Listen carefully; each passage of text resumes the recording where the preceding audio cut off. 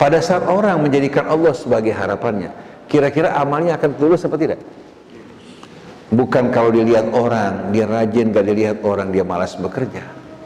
Atau amalnya dikaitkan dengan apa? Dengan apa-apa yang diinginkan. Berbagi-bagi untuk masyarakat pada saat kampanye, begitu naik ke atas, merampok dari masyarakat.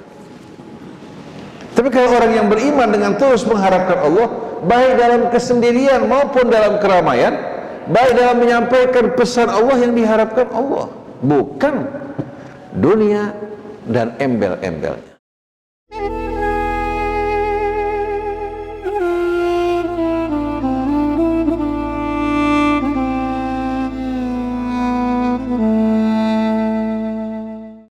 Bismillahirrahmanirrahim. Alhamdulillahi Rabbil Alamin. Ya Rabbana lakal hamdu wa lakas syukru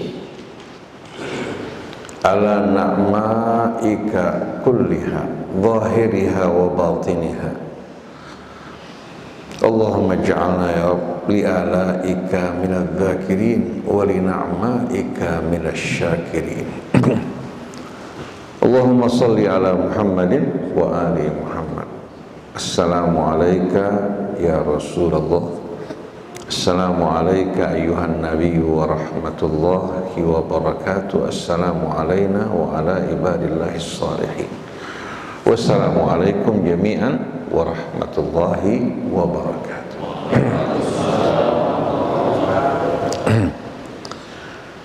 Para sahabat bertanya, ya Rasulullah, kami telah tahu bagaimana kami mengucapkan salam pada Nabi, pada engkau ya Rasulullah. Gimana kami berselawat pada kamu? Rasulullah mengatakan, qulu Allahumma salli ala Muhammadin wa ali Muhammad kama sallaita ala Ibrahim wa ali Ibrahim wa barik ala Muhammadin wa ali Muhammad kama barakta ala Ibrahim wa ali Ibrahim innaka Hamidum Majid. Nah, kalau berkaitan dengan salam, kita langsung mengatakan Assalamualaikum ya Rasulullah. Sebagaimana dalam salat, Assalamualaikum ayyuhan nabiyyu wa rahmatullahi wa barakatuh. Artinya, Nabi kita ini bukan hanya untuk umat terdahulu yang hidup bersama beliau, walaupun beliau telah kembali jasadnya ke sisi Allah, tapi beliau adalah imam bagi kita semua, tauladan bagi kita. Walaupun beliau jasadnya tidak bersama kita, tapi beliau hadir bersama kita sebagai Rasul, sebagai Nabi, sebagai tauladan. Jadi ucapan salam kita Assalamualaikum ya Rasulullah, secara tidak langsung kita tidak merasakan beliau dalam keadaan gaib, tapi hadir bersama kita. Betul enggak? Nah, menghadirkan Rasul dalam hati kita sebagai pembawa risalah dan tauladan penting. Kalau tidak, banyak kaum muslimin bingung. Kira-kira siapa yang bisa menjadi contoh yang baik ustadz bagi kita? Padahal Rasul hadir bersama kita dengan sunnahnya. Cuma sayang, banyak orang mengaku sebagai ahli sunnah, tapi ternyata ahli sunnah gadungan. Dari sikapnya, kepribadiannya, cara bergaulnya, kemudian menghadapi orang-orang yang berbeda pendapat dengan dirinya, nggak mirip dengan Rasulullah sedikit pun. Juga banyak orang mengaku sebagai pengikut keluarga Rasul, tapi dapat dikatakan sebagai pengikut gadungan. Ingin membuat dirinya menarik, menawan, sebagaimana keluarga Rasul yang hidup bersama Rasul begitu indah, mereka menisbatkan diri mereka ke sana, tapi sayang tidak berusaha menyesuaikan gaya hidupnya dengan keluarga Rasul. Jadi baik itu pengikut Ahlul Bait, demikian pula pengikut sunnah Rasul nggak berbeda, kembali semuanya kepada siapa? Quran dan Nabi kita Muhammad Sallallahu Alaihi Wasallam. Oleh karena itu kita ingin merobohkan semua sekat-sekat yang dibuat syaitan di antara kita, tapi kita menjadi ummatan wahidah. Inna hadhihi ummatukum ummatan wahidatan wa ana rabbukum fa'budun wa ana rabbukum fattaqun. Ini pengumuman dari Allah. Yang menolak berarti nggak beriman pada Allah. Tadi Ustaz Hamzah telah memaparkan hadirin sekalian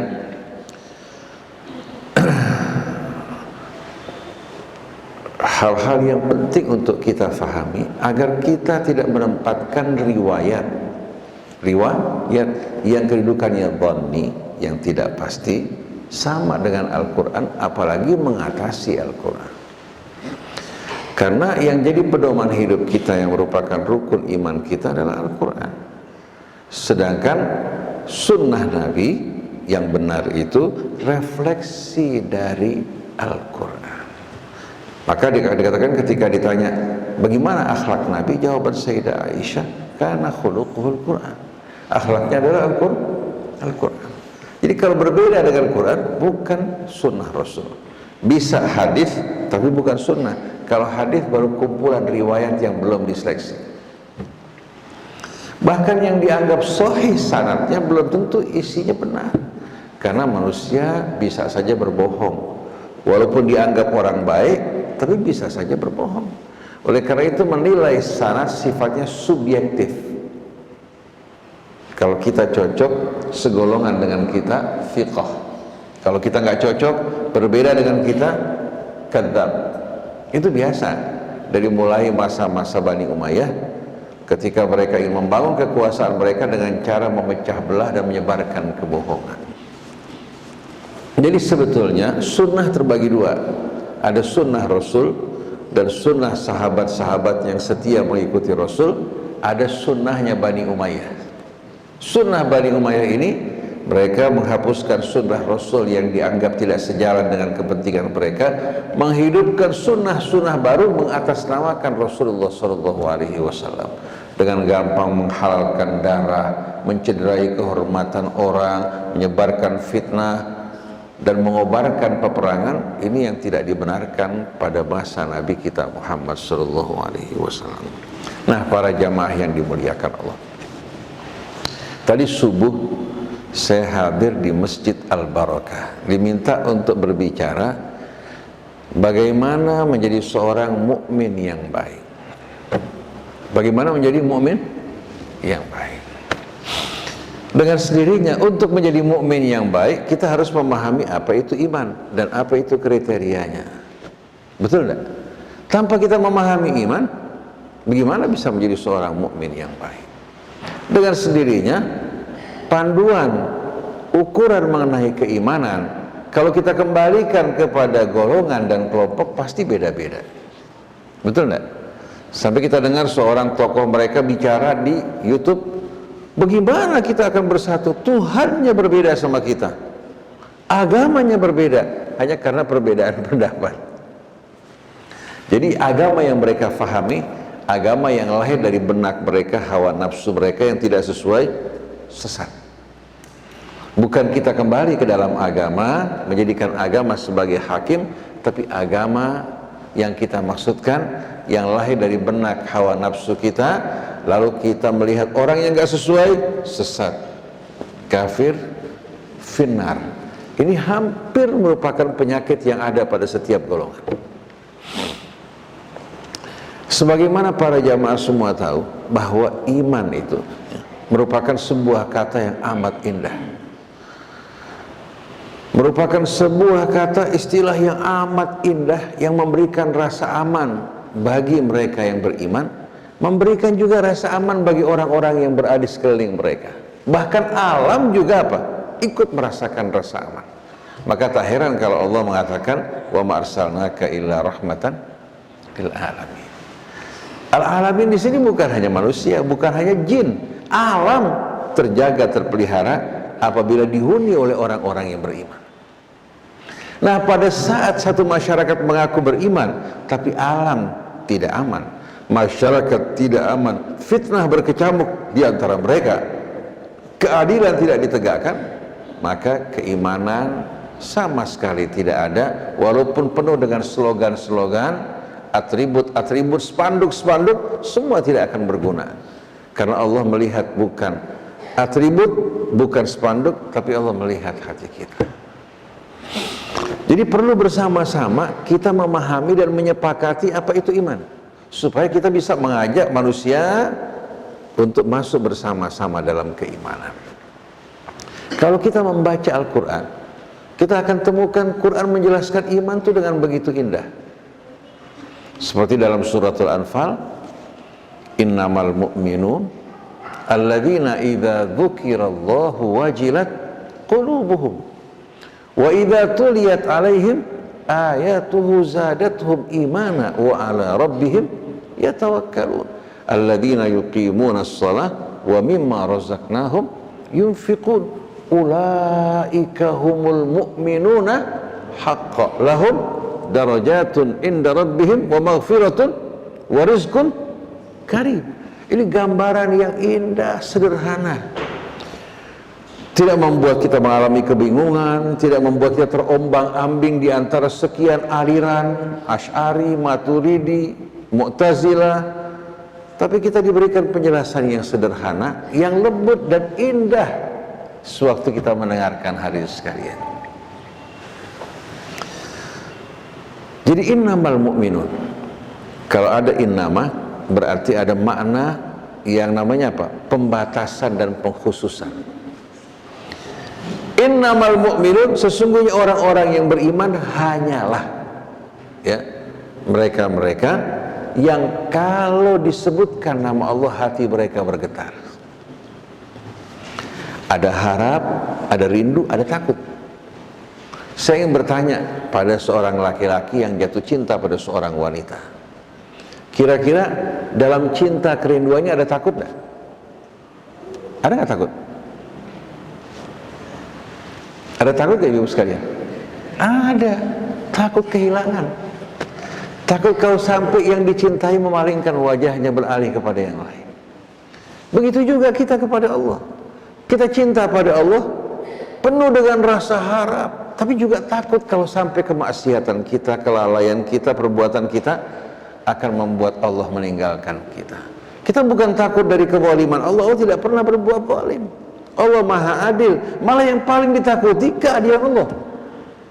Kalau Allah menghadapi kita dengan keadilannya, mana mungkin kita akan selamat. Jadi begitu disebutkan nama Allah, hati mereka bergetar, penuh kerinduan, penuh rasa khawatir, dan penuh kecintaan. Wa idza tuliyat alaihim ayatuhu zadathum imana. Kalau dibacakan ayat-ayat Allah yang terhubung dengan Allah, dihubungkan dengan Allah, iman mereka bertambah. Ayat Quran banyak yang berbicara mengenai bukti-bukti kebesaran, keagungan, rahmat, kasihnya. Malah yang terbanyak berbicara masalah ini. Iman mereka bertambah. Nah, bayangkan dari hari ke hari iman mereka tambah dan tumbuh. Bagaimana kira-kira jiwa mereka? Wa ala rabbihim yatawakkalun. Keimanan mereka ya, mengantarkan mereka untuk sepenuhnya pasrah berserah diri kepada Allah. Mereka tidak menoleh ke kanan, ke kiri, tapi mereka arahkan pandangan mereka hanya kepada Allah.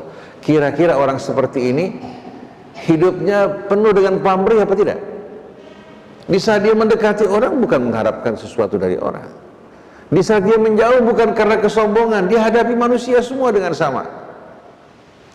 Dan hatinya penuh rasa takut, malu kepada Allah Subhanahu wa ta'ala. Dia tidak akan mengangkat kepala menyombongkan dirinya, baik dengan ilmu, kedudukan maupun harta ataupun nasab.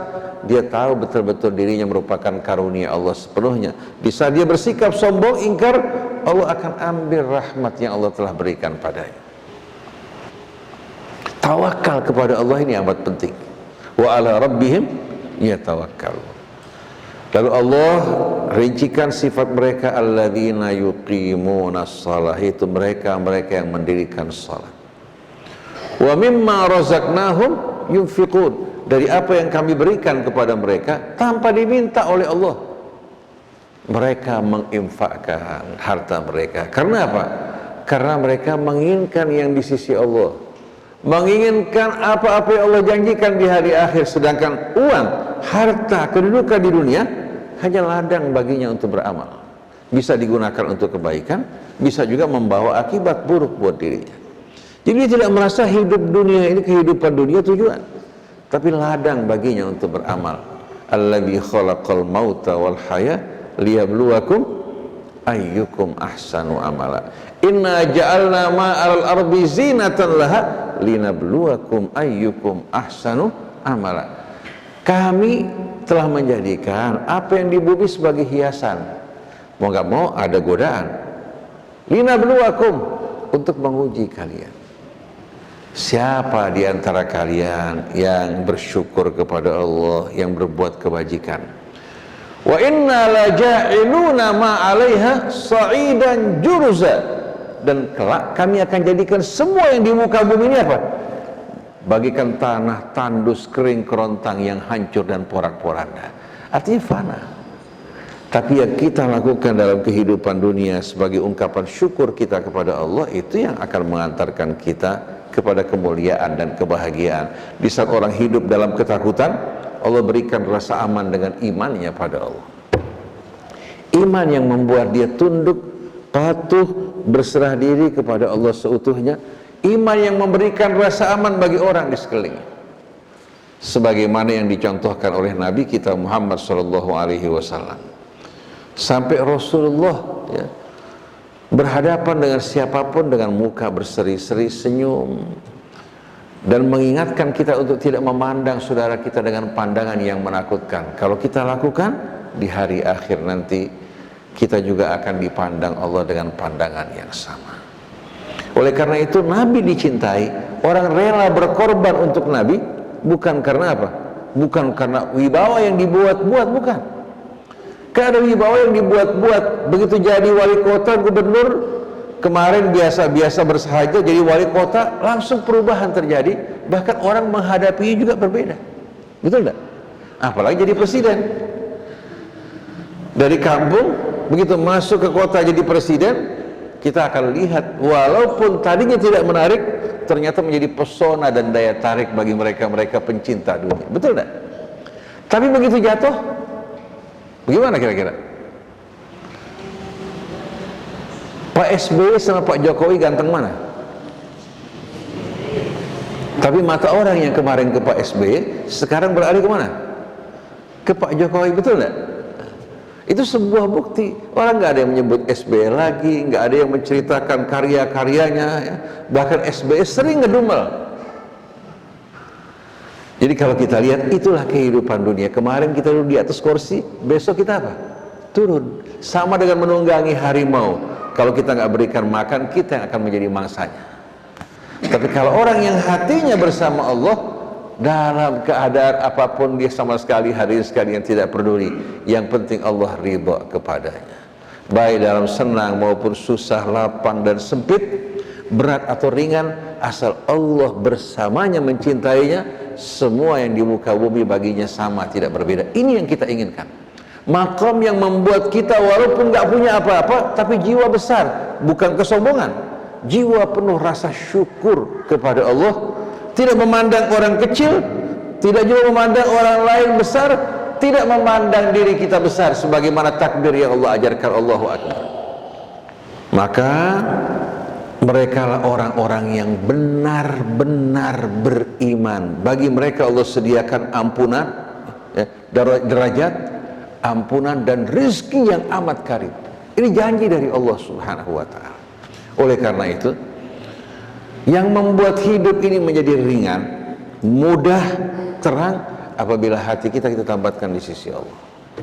Apabila hati kita mengharapkan yang Allah sediakan di hari akhir, hati selalu mengingat Allah, akan membuat hidup kita menjadi indah, akhlak juga kita menjadi mulia.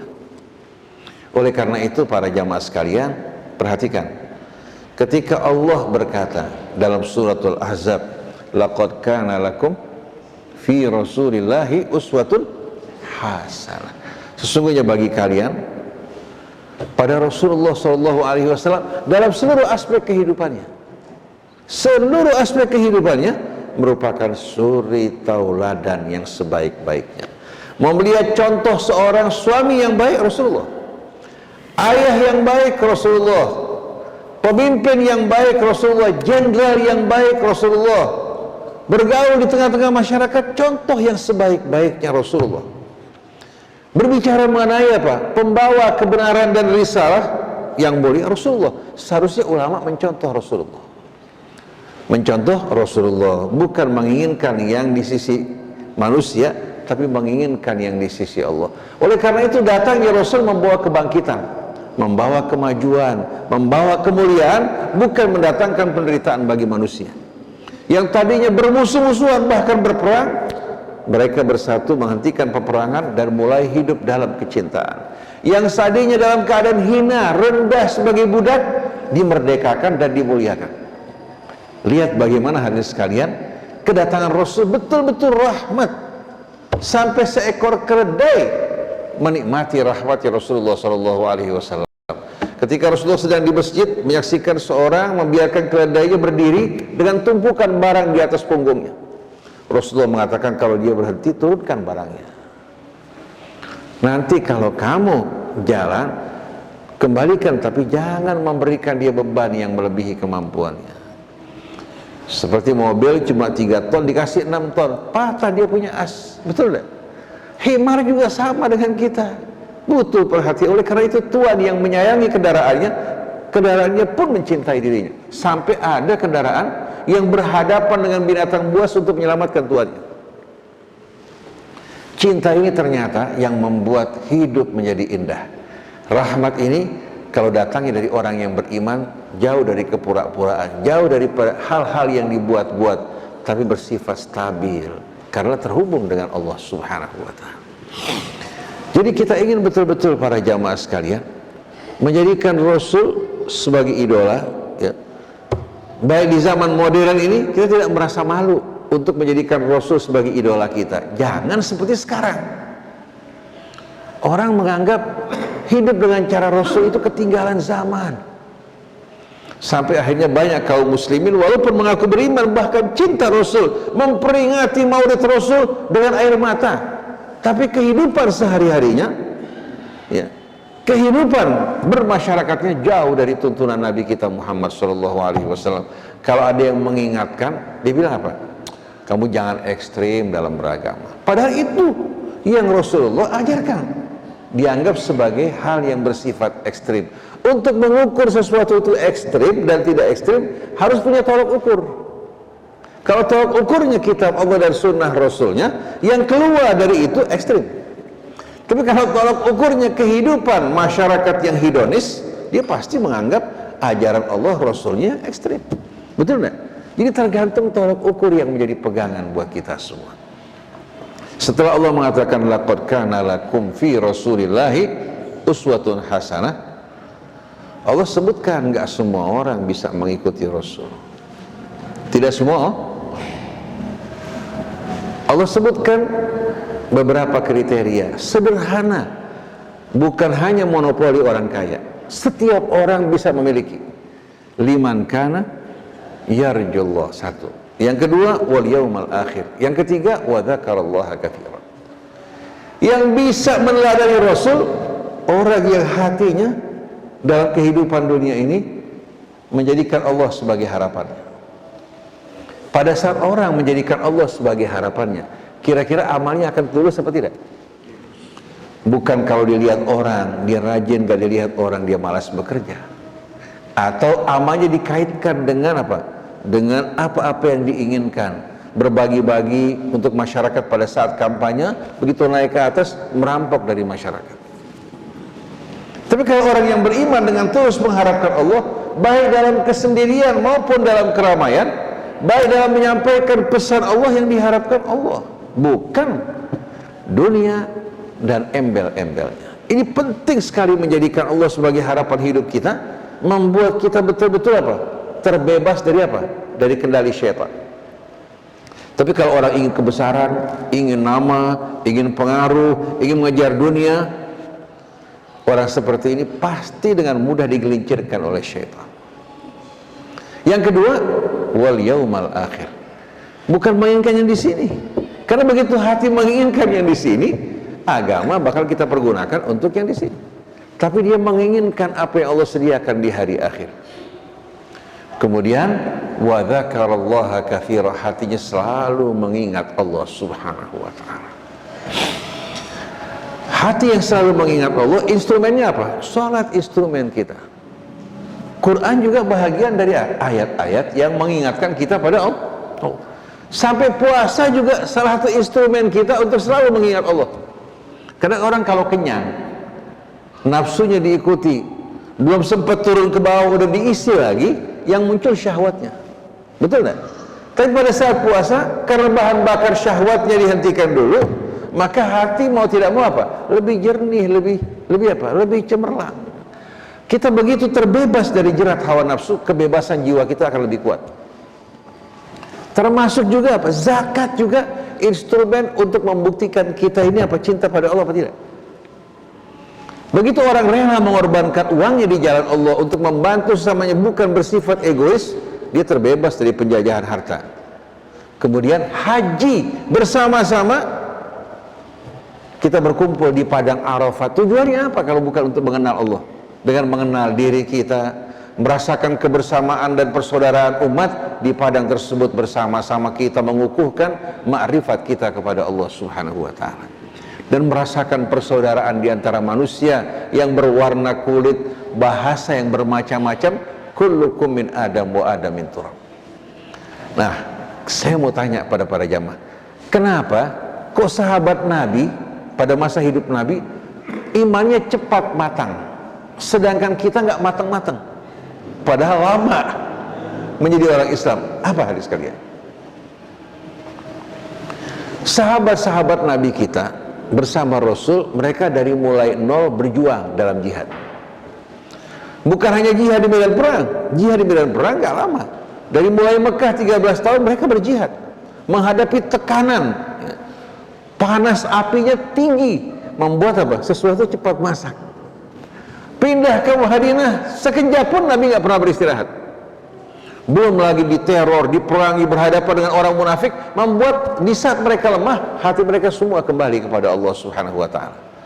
Kalau kita, api yang kita gunakan untuk memasak api lilin, hingga masak daging nggak matang-matang, nggak empuk-empuk. Betul nggak sekalian? Kita berleha-leha, bersenang-senang, tidak mau berjuang, tidak mau berkorban dalam hidup ini. Akhirnya apa? Iman kita tidak mencapai kesempurnaan. Oleh karena itu Allah bilang dalam suratul Maidah, ya ayyuhalladzina amanu taqullah, wahai orang yang beriman, bertakwalah pada Allah. Wabtaghu ilaihil wasilah, ibtaghu ilaihil wasilah, untuk mendekatkan diri kepada Allah, hendaklah kalian mengikuti wasilah-wasilah yang Allah ridhai.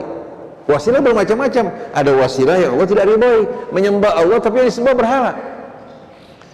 Jadi gunakan wasilah-wasilah, dari mulai amal soleh, kebaktian pada ayah ibu kita, kecintaan kepada apa? Kebajikan, kecintaan pada Rasulnya, berselawat pada beliau, itu semuanya wasilah.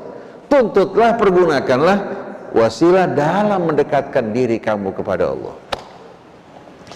Penutupnya, wajahidu fi sabilih, berjihadlah kalian di jalan Allah, la'allakum tuflihun, agar kalian sukses dan beruntung. Saya bersama Ustadz Hamzah ceramah di Masjid Panglima Sudirman. Kebetulan yang kita hadapi kan aparat TNI, dari mulai perwira menengah, perwira tinggi, sampai kepada apa? Mungkin tamtama nggak ada kali ya.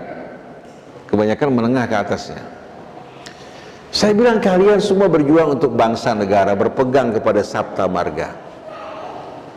Walaupun kalian bekerja sebagai aparat TNI sepanjang hidup kalian, kalau kalian tidak menjadikan ini sebagai jihad di jalan Allah, sia-sia. Tapi begitu kalian meniatkan amal kalian sebagai jihad, perjuangan di jalan Allah, niscaya akan berbeda. Kalian dari mulai keluar dari rumah, apa yang kalian niatkan berjihad di jalan Allah. Begitu niat ini ada, kalian akan bekerja dengan serius, karena kalian mengharapkan yang di sisi Allah Ta'ala. Kalian akan berusaha untuk menjaga keamanan negara, menjauhkan negara dari berbagai macam ancaman yang mungkin akan muncul saat ini ataupun di masa akan datang. Kalau ditanamkan dalam hati dan jiwa para TNI kita, bahwa kalian, begitu kalian meniatkan ini ibadah jihad di jalan Allah, kalian akan menerima balasan di samping di dunia, ya di dunia sedikit, tapi di hari akhirat kalian akan menjadi pejuang-pejuang hidup mati kalian di jalan Allah. Beda enggak? Begitu juga aparat kepolisian. Aparat kepolisian dari mulai keluar dari rumah dia merasakan ini jihad di jalan Allah. Letihnya, lelahnya, apalagi yang di pinggir jalan yang kejemur matahari dengan gaji nggak sebanding dengan pengorbanan dia. Tapi kalau ini merupakan jihad, perjuangan di jalan Allah, dia merasakan pekerjaan dia berarti. Nilainya bukan dari atasan, nilai langsung dari Allah. Oleh karena itu kalau atasan salah dia berani menegur. Dan dia tidak mau berkhianat. Kenapa? Yang diimpikan, diharapkan hal yang lebih besar. Begitu juga ustadz sama ulama.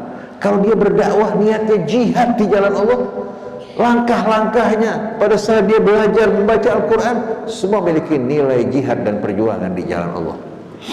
Dengan sendirinya dia tidak akan berpikir untuk apa? Untuk berdakwah hanya demi amplop yang disediakan, paling cuma beberapa juta rupiah. Apa artinya? Ini semuanya fana. Seperti yang pernah saya ceritakan pada para jamaah kita nih, katakan saya Ustaz Hamzah dan lain sebagainya. Orang tanya, berapa sih Ustaz dia punya tarif untuk kita bisa ngundang datang ke tempat kita? Saya bilang kamu nggak mampu bayar. Tidak mampu berapa kira-kira Ustaz? Sebutkan. Saya bilang kamu nggak bakal mampu bayar. Dalam benak dia 10 juta, 20 juta. Saya bilang yang saya inginkan keselamatan di hari akhir. Yang saya inginkan surga dan berkumpul bersama Rasulnya. Kau bisa berikan apa enggak? Kalau kita punya dakwah imbalannya 10-20 juta, betapa murahnya hadirin sekalian. Sesuatu yang begitu mahal. Allah mengatakan apa? Qul bi fadlillahi wa bi rahmatihi fabidzalika falyafrahu huwa khairum mimma yajma'un. Katakan, dengan karunia Allah dan rahmatnya itu Al-Quran, hendaknya mereka sambut dengan penuh rasa gembira. Dia lebih baik dari apa yang mereka kumpulkan. Nah, seandainya seseorang memberikan hadiah buat Ustaz, bukan itu tujuannya. Tujuan kita adalah Allah Subhanahu wa ta'ala. Nah, Ustaz di saat dia punya kelebihan, dia berbagi dengan orang di sekelilingnya. Melihat orang yang butuh bekal, butuh ini, butuh itu, dia berbagi dengan bekal yang Allah berikan padanya. Tapi kalau tujuannya materi, betapa rendahnya tujuan hidupnya. Nah, kita ingin semua menjadikan Allah sebagai tujuan hidup kita. Dan saya yakin setiap orang dari Anda semua akan mendapatkan kemuliaan dunia dan akhirat. Dan ini yang dilakukan oleh Nabi kita Muhammad SAW. Saya akan berikan beberapa contoh. Ketika peperangan Badar usai, sebahagian sahabat datang kepada Rasulullah, ya Rasulullah, apakah Allah tidak berkenan untuk menerima kami? Mereka iri dengan saudara mereka yang mati syahid. Bukan pula mengatakan untung kita selamat. Sebagai orang suka gitu kan, untung kita selamat. Seperti ucapan orang-orang kafir, ya ayyuhalladzina amanu la takunu kalladzina kafaru wa qalu li ikhwanihim idza darabu fil ardi aw kanu ghuzzan law kanu indana ma matu wa ma qutilu. Jangan seperti orang-orang kafir ya. Kalau mereka berjuang di jalan Allah atau mereka berjihad dalam peperangan, mereka berkata, kalau mereka bersama kami, mereka gak bakal mati, gak bakal terbunuh. Padahal di rumahnya pun malaikat bisa datang. Walaupun dengan perlindungan benteng yang kokoh, malaikat bisa mengambil nyawanya. Dinding-dinding ini tidak menjadi halangan buat malakul maut untuk menjemput dirinya. Jadi para sahabat begitu datang ke hadapan Rasul ya, mengatakan, termasuk Imam Ali pernah mengatakan, ya Rasulullah, apakah Allah tidak berkenan untuk menerima? Rasulullah mengatakan, kalian akan berjuang di jalan Allah, tiba saatnya Allah akan menjemput kalian, memberikan kalian apa yang diberikan pada yang lain. Oleh karena itu ketika Sayyidina Ali ditusuk oleh Abdurrahman bin Muljam, dia bukan marah dan dendam, dia mengatakan, fuztu wa rabbil Ka'bah, aku dapatkan apa yang aku dambakan wa rabbil Ka'bah. Dan pada saat itu dia merasakan sakit. Dia berkata pada Hasan, Husain anaknya dan lain-lainnya, jangan kalian ikat Ibnu Muljam dengan keras-keras. Kalau saya hidup, saya akan menghakimi dia. Kalau saya mati, kalian hukum dia sebagaimana lain. Jangan berlebih-lebihan. Orang yang menginginkan Allah, bukan emosinya yang naik, tapi kegembiraannya di saat menerima anugerah Allah. Ketika Ammar bin Yasir terbunuh, dia mengucapkan fustu wa rabbil Ka'bah.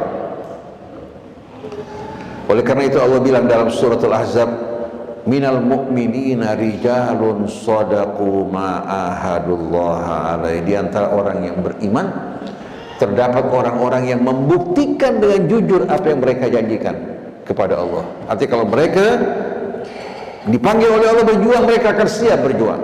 Faminhum man qada nahba, di antara mereka ada yang sudah mengakhiri hidup, menepati janjinya. Wa minhum man yantazir, di antara mereka ada yang menanti untuk dapat menepati janji mereka. Wa ma baddalu tabdila, mereka tidak berubah sedikit pun. Seperti Bilal ketika akan meninggal dunia, dia mengatakan juga fustu wa rabbil Ka'bah ghadan nalqa Muhammadan wal ahibba, aku dapatkan apa yang aku dambakan wa rabbil Ka'bah. Esok hari saya akan berjumpa dengan Rasulullah dan para kekasih. Nah, bandingkan hadirin sekalian, Sayyidina Umar pun ketika ditusuk dari belakang, dia juga mengalami kondisi yang sama. Bandingkan dengan Ammar bin As. Ammar bin As bercerita, saya dalam hidup ini bersama Rasul dan sebelumnya melalui 3 fase kehidupan. Sebelum saya beriman, saya adalah orang yang kafir, menyembah berhala, hidup dalam perbuatan-perbuatan yang amoral. Saya yakin kalau saya pada saat itu mati, saya mati akan menjadi penghuni api neraka. Kemudian dengan rahmat Allah, Allah memberikan hidayah kepada saya untuk beriman kepada Allah dan Rasulnya, berjuang bersama Rasulnya. Kalau saya mati pada saat itu, saya yakin saya akan masuk dalam surga. Saya berharap saya mati pada saat itu. Tapi setelah itu datang dunia dengan cobaannya. Akhirnya dia bercampur baur dalam godaan dunia. Lalu pada akhirnya dia mengatakan, saya tidak tahu bagaimana keadaan saya. Itu ucapan Ammar bin As, ya. Terdapat bahkan dalam Riyadhus Shalihin disebutkan hal tersebut. Dia merasa dirinya apa? Dalam keadaan yang betul-betul penuh rasa khawatir, karena di samping keimanan dia terjerumus dalam fitnah, bahkan berperang memerangi Imam Ali karramallahu wajhah. Sampai ketika Ammar bin Yasir meninggal dunia, Ammar bin As datang kepada Muawiyah, qutila Ammar, Ammar terbunuh. Kata Muawiyah, kenapa kamu terbunuh? Ammar bin As mengatakan, bukankah Rasulullah mengatakan, taqtuluka al-fi'atul baghiyatu ya Ammar, yang bakal membunuh kamu kelompok yang memberontak dan menentang. Tad'uhum ilal jannah wa yad'unaka ilan nar. Kamu ajak mereka ke surga, mereka mengajak kamu ke api neraka. Kata Muawiyah, bukan saya yang bunuh Ammar. Yang bunuh Ammar, yang bawa Ammar menuju peperangan, itu Imam Ali. Yang bawa Ammar ke peperangan, itu yang membunuh Ammar. Imam Ali tertawa mendengarkan ucapan Muawiyah dari jauh. Dia mengatakan, kalau gitu yang bunuh Hamzah Rasulullah dong. Ini apa? Muawiyah dengan keberaniannya dan tidak takut pada Allah Subhanahu wa ta'ala. Kelihatan orang yang menginginkan Allah dan menginginkan dunia. Kita bukan ingin membicarakan Muawiyah dalam rangka syamatah atau mencemoohkan dirinya, tapi untuk tidak mencontoh perilaku seperti ini. Kesian Ammar bin As yang ikut Muawiyah pada saat tersebut. Bahkan ketika Muawiyah meninggal dunia, Muawiyah perintahkan Yazid sebelum meninggal agar yang turun di kuburan Ammar bin As. Lalu Muawiyah bilang sama Yazid, ambil baiatnya di bawah kuburan. Kalau dia menerima, ya, kamu biarkan. Kalau dia menolak baiat, bunuh dia. Bayangkan, diperintahkan bunuh Ammar bin As untuk mengukuhkan kekuasaan bagi Yazid. Hingga Hasan Basri radhiyallahu anhu mengatakan, Muawiyah melakukan 3 hal. Kalau satu saja dilakukan, sudah mencelakakan diri. Yang pertama apa? Ketika dia mengangkat Yazid sebagai penggantinya, padahal dia seorang yang bobrok. Yang kedua, ketika dia menasabkan Ziyad anak zina kepada orang tuanya. Yang ketiga, ketika dia membunuh Hujr bin Adi dan sahabat-sahabatnya, dikubur hidup-hidup dengan rantai. Kenapa? Karena menentang khatib di atas mimbar melaknat Imam Ali dan keluarganya. Ini sejarah manaqibnya Muawiyah. Dia akan bawa semua. Kita bukan ingin mencaci, tapi ingin hidup betul-betul mengharapkan ridha Allah. Jangan pernah kita melakukan kejahatan, keberangan hanya karena menginginkan dunia. Jadi para jamaah sekalian, para sahabat Nabi menangis karena tidak mendapatkan kemuliaan syahid dalam peperangan. Sampai ada di antara mereka yang sedang sakit, dia hidup berperang, tapi ternyata meninggalnya di tempat tidur. Waktu datang malakul maut, dia melompat sambil mengangkat pedangnya, ingin mati di jalan Allah Subhanahu wa ta'ala. Kenapa? Dunia sepele. Nah, jihad ini para jamaah sekalian yang membuat iman mereka cepat mengalami kematangan. Nah, kita bukan ingin perang atau mengobarkan peperangan, karena jihad dalam Islam diambil dari kata apa? Dari kata al-juhdu wal jahdi. Dua kata, barisnya beda, maknanya beda. Kalau al-juhdu, orang yang mempersembahkan usahanya secara maksimal. Kalau al-jahdu, derita, keletihan, kelelahan karena menanggung perjuangan. Maka jihad itu badrul juhdi, mempersembahkan semua kemampuan kita, wa tahammulul jahdi, dan kesiapan untuk menanggung derita perjuangan. Nah, ini bukan hanya di medan perang. Kita semua kalau melihat perjuangan jihad, sebagai seorang guru, sebagai seorang pedagang, seorang pejabat, wakil rakyat yang berjihad di jalan Allah beda sama wakil rakyat yang berjuang untuk dunia, betul enggak? Yang berjuang untuk dunia yang difikirkan proyek, kemudian anggaran, bagaimana dia merestui anggaran di bawah meja terima uang. Tapi kalau yang berjuang di jalan Allah, walaupun dikucilkan, dia menyampaikan kebenaran. Begitu juga ulama, beda yang berjuang di jalan Allah sama yang berjuang untuk dunia ini. Jadi mari kita belajar dari Rasul, sahabatnya, keluarganya, dan jangan mau dipecah belah, bersatu dalam Islam dan cinta juga karena Islam. Ini yang diinginkan dan diajarkan oleh Nabi kita Muhammad sallallahu alaihi wasallam. Mudah-mudahan kita dapat beresapi, menghayati, mengamalkan, dan Allah kumpulkan kita bersama kafilah Nabi. Walaupun kita banyak dosa, banyak kekurangan, banyak kesalahan, kita malu dari semua ini, tapi rahmat keberkahan Allah. Dan mudah-mudahan ibadah Bapak Ibu semua siamnya juga dijaga, sholatnya, bacaan Al-Qur'annya, dan Allah Subhanahu wa ta'ala sehatkan badan kita agar dapat berjuang di jalan Allah. Dan Allah jadikan betul-betul niat tujuan kita dalam hidup ini semata-mata untuk mengabdi kepada Allah, berjuang di jalannya. Begitu pula anak keluarga kita. Subhanakallahumma wa bihamdik, asyhadu an la ilaha illa anta, astaghfiruka wa atubu ilaik, wal afu minkum. Wassalamualaikum warahmatullahi wabarakatuh.